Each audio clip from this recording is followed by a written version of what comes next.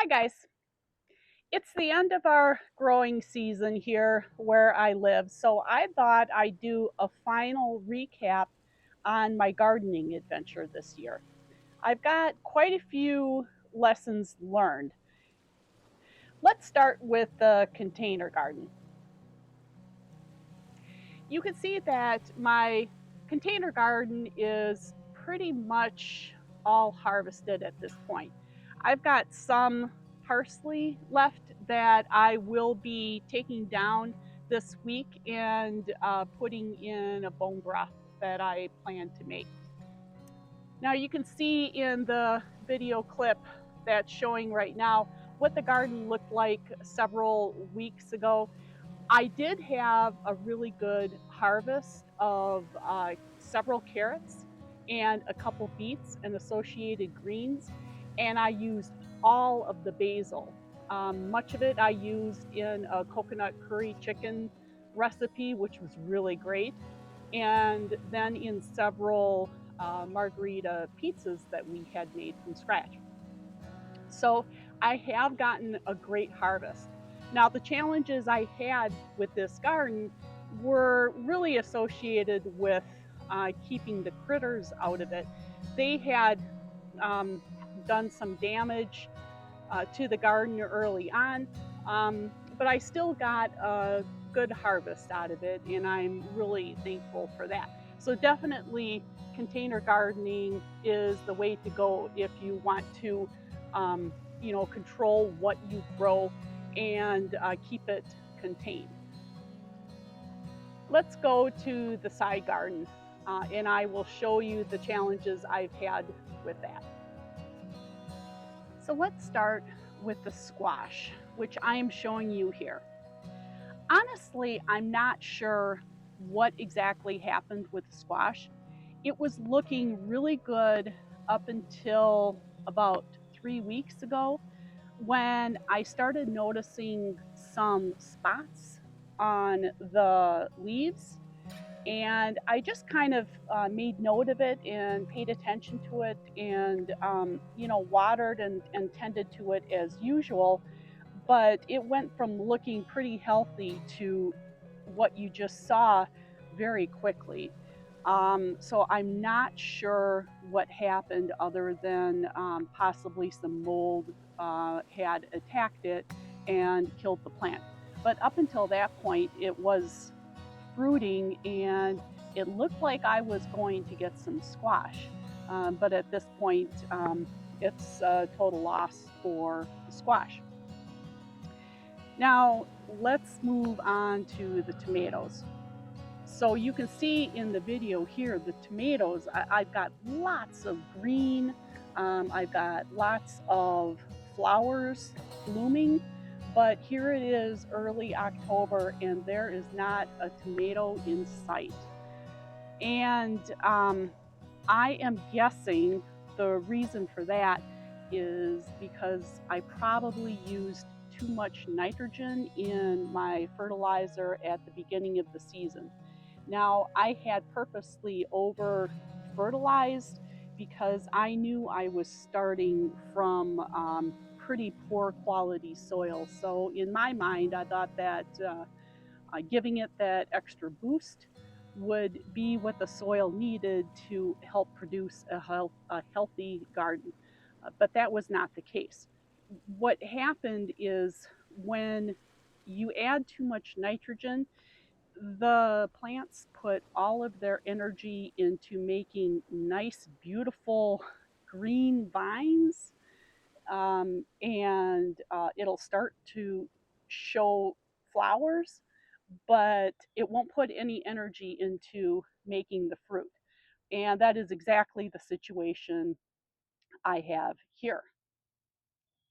Now, I am also anticipating that possible lack of pollination could have been a contributor as well. I didn't see a lot of bees on this side of the house. So, without the bees pollinating the flowers, you don't get uh, the fruit as a result. So I think next year I will pay particular attention to that. And if I don't see bees, I will have to do some hand pollination, which might involve shaking the flowers a little bit to help disperse that pollen. I also do plan on planting some flowers in the surrounding area as part of the garden to help encourage the bees.